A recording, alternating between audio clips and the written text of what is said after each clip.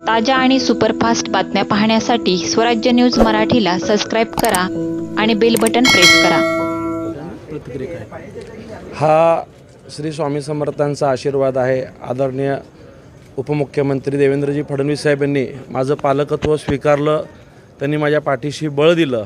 त्याचबरोबर शहर मध्य विधानसभा मतदारसंघातील सर्व मतदार, भारतीय जनता पार्टीचे सर्व पदाधिकारी, सदस्य, तसेच विशेष योगदान लाभलेलं राष्ट्रीय स्वयंसेवक संघातील सर्व स्वयंसेवकाचा हा विजय आहे। हा विजय हिंदुत्वाचा आहे।